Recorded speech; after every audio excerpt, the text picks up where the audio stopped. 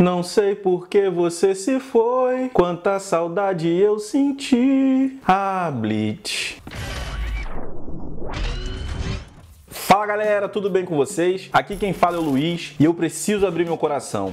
Recentemente eu comecei a reler Bleach desde o início e ao longo da leitura tem uma pergunta que não sai da minha cabeça. Cara, o que aconteceu com Bleach? Mas antes de continuar, eu vou olhar no fundo dos seus olhos e pedir para você deixar aquele likeão maroto e se inscrever no canal se você ainda não for inscrito. Isso ajuda demais o YouTube a entregar os nossos vídeos para cada vez mais gente. Então vambora! Se você começou a ver animes lá pelos anos 2000, 2005, assim como eu, com certeza você já deve ter ouvido falar de Bleach. Bleach, junto de Naruto e One Piece, foi por muito tempo um dos carros-chefes da Shonen Jump. Inclusive, esses três são chamados de Big Three, dado a popularidade e a escala que eles traziam para a revista. Era muito comum algumas dessas obras ser a porta de entrada das pessoas no mundo dos animes e mangás. Só para contextualizar, a obra de Tite Kubo gira em torno do jovem Ichigo Kurosaki, um adolescente que tem a capacidade de enxergar e se comunicar com espíritos. O Ichigo, ele meio que tem um encontro casual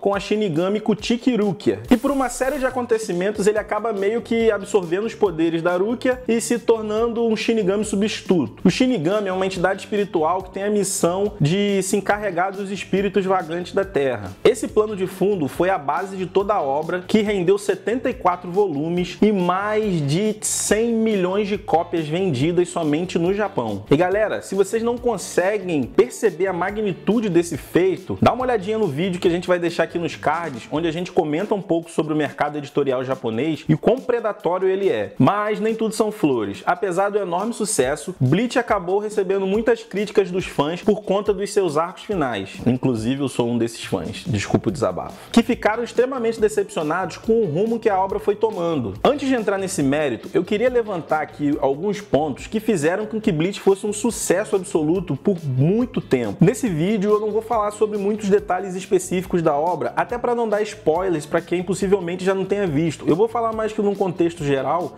em que quem viu vai entender e que quem também não viu não vai ter nenhuma surpresa assim, estraga prazeres, mas vai conseguir entender o contexto do qual eu tô falando aqui. Não acho que quem ganhar ou quem perder, nem quem ganhar nem perder, vai ganhar ou perder. Vai todo mundo perder.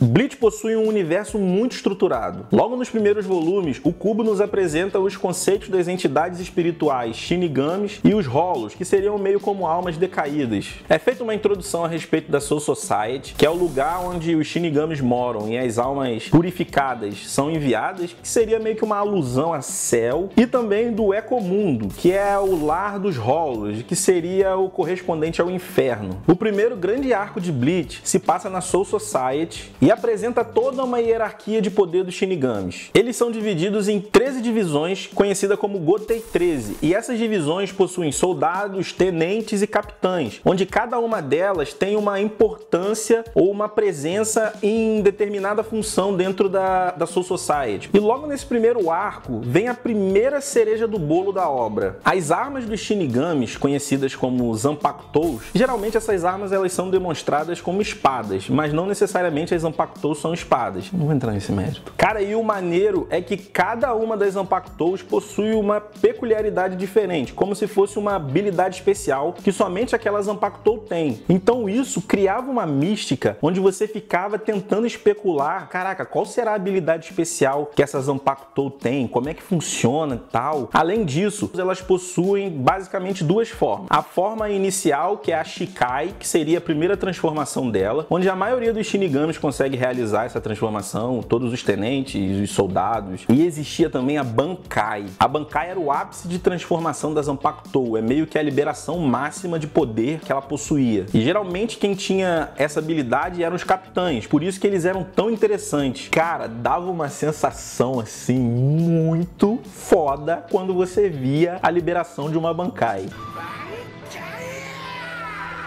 Bankai. Bankai. A segunda grande saga ocorre no Ecomundo. E no Ecomundo, em contrapartida aos capitães da Soul Society, existem os espadas, que eram Hollows que obtiveram tal nível de poder que eles conseguiram algumas habilidades de Shinigami, além também de uma Zanpakuto. E eles também tinham uma liberação de poder parecida com a Bankai. Era bem semelhante. E uma parada maneira que o Kubo fez com os espadas é que eles eram numerados de 10 a 1. Esse 10 a 1 significava o nível de poder que aquele espada tinha. E era muito legal quando você via as batalhas, porque, tipo, se o espada número 10, que eles são... o poder deles é decrescente, né? O mais poderoso é o menor número e o mais fraco seria o maior número, que é o 10 no caso. E era maneiro quando você via as lutas e você já imaginava, caraca, maluco, se o espada número 10 já tá dando esse trabalheiro todo, tá cobrindo todo mundo de porrada, como é que vai ser o espada número 5, 4, 3 e 2, mano? Que doideira! Durante muito tempo, o Kubo se importou em construir bem os personagens. Só que tudo começou a mudar quando a gente chega no penúltimo arco, que é o malfadado arco Fullbringer. Esse arco deu um drop tão grande na série que ele foi o responsável pelo cancelamento do anime, que já tinha, sei lá, 8 anos de transmissão ininterruptas e mais de 300 episódios. Muitos fãs não curtiram esse arco porque o autor, ele meio que fez uma jogada Deus Ex Machina, sabe? Para resolver um problema que tinha acontecido no arco anterior e tudo ficou muito antinatural. E se a gente compara todo o trabalho que ele fez antes de chegar no arco Fullbringer, ele não convence, sabe? É como se ele não tivesse alicerces. É tudo muito assim,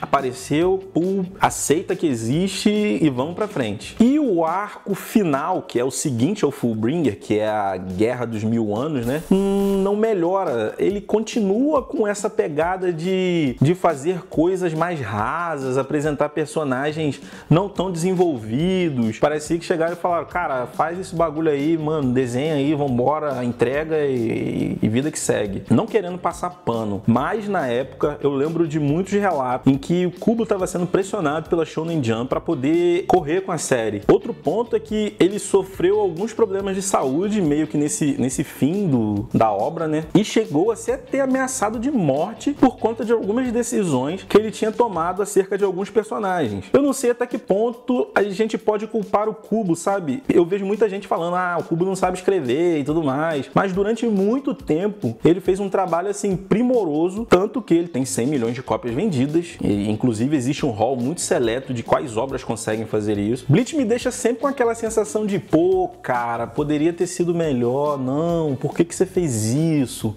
Caraca, você podia planejar um pouquinho mais aqui, um pouquinho mais ali, mas ao mesmo tempo me deixa com uma nostalgia assim absurda e saber que durante muito tempo eu acompanhei aqueles personagens, aquelas lutas fantásticas, e você ficava sem saber o que ia acontecer, sei lá, até o último segundo. Enfim, dava pra falar muito mais sobre o universo de Bleach aqui, dado a vastidão que ele tem. Existem muitos detalhes que a gente pode abordar e explorar. Inclusive, se vocês gostam de Bleach, deixa nos comentários aqui que a gente pode fazer vídeos mais específicos a respeito dos espadas, dos capitães, enfim, tudo relacionado ao universo. Mas nesse vídeo eu vou ficando por aqui. Mas antes de partir, eu queria saber de vocês. O que vocês acham de Bleach? Vocês já assistiram? Concordam com o que eu falei? Estão animados aí para a animação do último arco que vai vir em 2021? Deixa aqui nos comentários. Não esqueça de deixar o seu like e se inscrever no canal se você ainda não for inscrito e ativar o sininho para receber todo o conteúdo novo. Nós ainda somos um canal pequeno e qualquer nova inscrição, qualquer likezinho que você deixar aqui já ajuda demais o nosso trabalho. Valeu e até a próxima!